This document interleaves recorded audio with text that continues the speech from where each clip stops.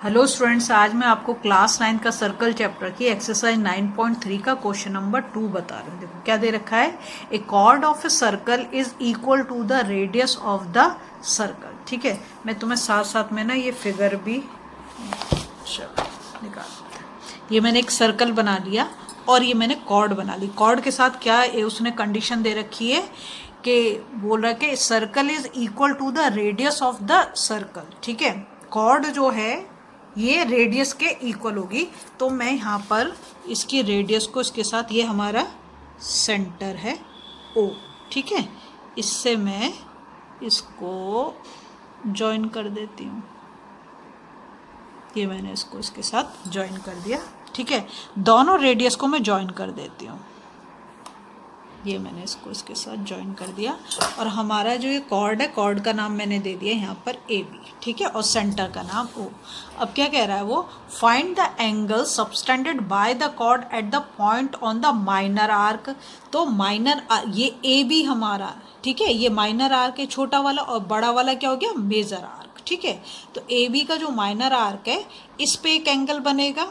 ठीक है, and also at a point on the major arc, और मेजर आर्क ये वाला, इस पर एक एंगल बनना है। बनना किस, इस कॉर्ड से ही जाना है।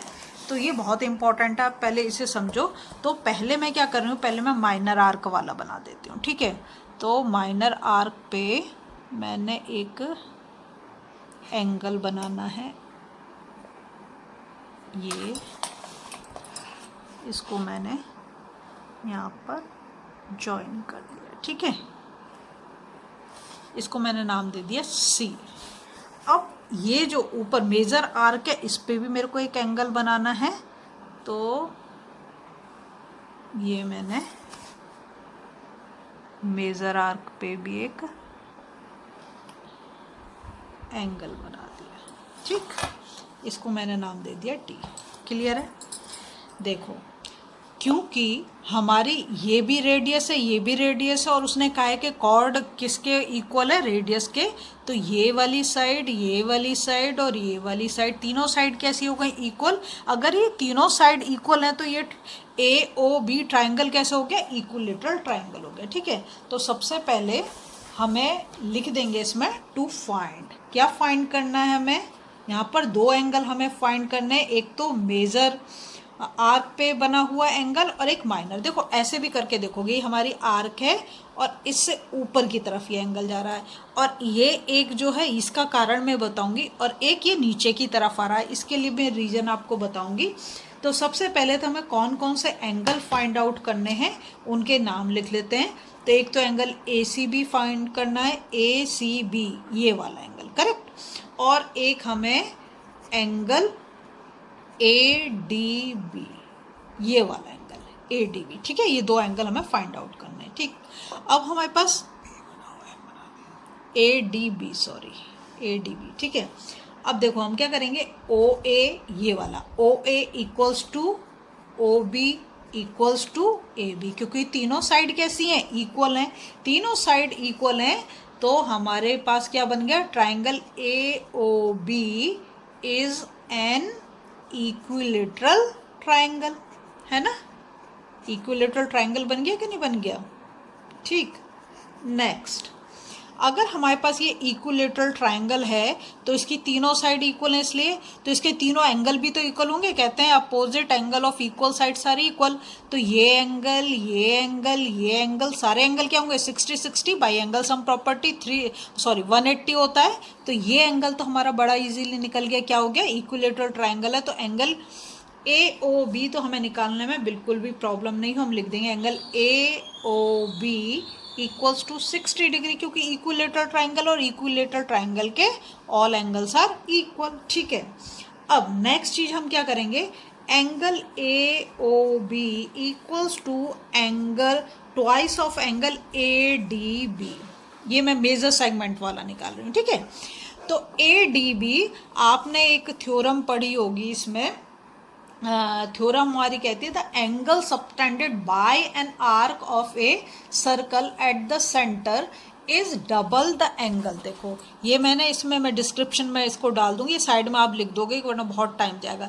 The angle subtended bye an arc of a circle at the centre is double the angle subtended bye it at any point on the remaining part of the circle. ठीक है, तो ये हमारा सेंटर पे जो एंगल बन रहा है ये इस एंगल का क्या होगा, डबल होगा। यही चीज मैंने यहाँ पर लिख दी है और यहाँ पर तुम लिख दोगे थ्योरम, मैं यहाँ पे नंबर लिख देती हूँ। ठीक है, थ्योरम 9.7। ठीक, नेक्स्ट काम हम क्या करेंगे, तो ए ओ बी तो मैंने यहाँ आपको बता दिया कि 60 डिग्री है, तो ये 60 degree is equal to twice of angle A D B. तो ये 2 को हम इधर ले आएंगे, हम मल्टीप्लाई में, तो इधर किस में चला जाएगा, डिवीजन में चला गया। तो क्या हो गया, एंगल ए डी बी 2 से इसको काट दिया 30 डिग्री, तो angle A D B equals to 30 degree. ये हमने कौन सा वाला एंगल निकाल लिया, जो हमारा मेजर सेगमेंट पे बना हुआ एंगल है वो हमने निकाल लिया। ठीक है, अब हमें क्या निकालना है, देखो 2 तरीके हैं इसको निकालने के। एक तो ये साइक्लिक हो गया, देखो साइक्लिक क्वाड्रिलेटरल बना कि नहीं, ए ऐसे ए सी बी डी। ठीक है, तो ये साइक्लिक क्वाड्रिलेटरल हो गया। तो देखो ये angle A C B D एक साइक्लिक क्वाड्रिलेटरल हो गया। उससे भी हम निकाल सकते हैं, कैसे कि उसकी प्रॉपर्टी होती है अपोजिट एंगल्स आर सप्लीमेंट्री। तो इस और इस एंगल को अगर हम ऐड करें तो 180 से हम उसको कर सकते हैं, पर मैं वो वाली प्रॉपर्टी यूज़ नहीं कर रही, मैं दूसरी कर रही हूँ, वो ज़्यादा ईजी है। मैं यहाँ पर क्या करूँगी, देखो ये 60 डिग्री है, तो इसके बाहर वाला कंप्लीट एंगल कितना होता है हमारा, 360 होता है। कंप्लीट एंगल कितना होता है, 360। तो अगर मैं इसका ए ओ बी का रिफ्लेक्स एंगल ले लूँ तो मैं वही काम यहाँ पे करूँगी, reflex of angle A O B. तो उसको मैं 360 से 60 को माइनस कर दूं तो कितना आ जाता है, 300 डिग्री आ गया। मतलब ये वाला जो बाहर वाला एंगल है ये कितना हो गया, 300 डिग्री। ठीक है, अब मैं क्या करूँगी, reflex of angle A O B equals to twice of angle A C B. आपके दिमाग में ये भी डाउट आ रहा होगा कि जब मैं बोल रही हूँ कि ये जो एंगल है ये जो है इसका हाफ हो गया, 30 डिग्री हमने निकाल भी दिया, यहाँ पे प्रूव भी कर दिया, कितना निकल गया, 30 डिग्री निकल गया।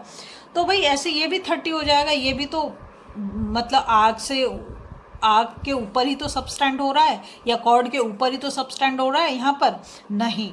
ये भी ध्यान रखोगे, देखो ये वाला एंगल और ये वाले एंगल की डायरेक्शन सेम है, ये तो मैं कोई नहीं बताएगा, मैं बता रही हूँ।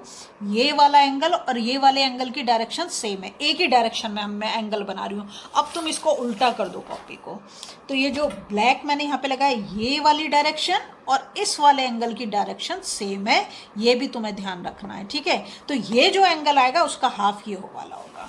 इस चीज़ को तुम्हें बहुत अच्छे से याद रखना है, ये कोई नहीं बताएगा, मैं तुम्हें बता दे रही हूँ। और ऐसे भी देखोगे, देखो ये एक ही डायरेक्शन में जा रहे हैं, ये और ये एक ही डायरेक्शन में जा रहा है ना।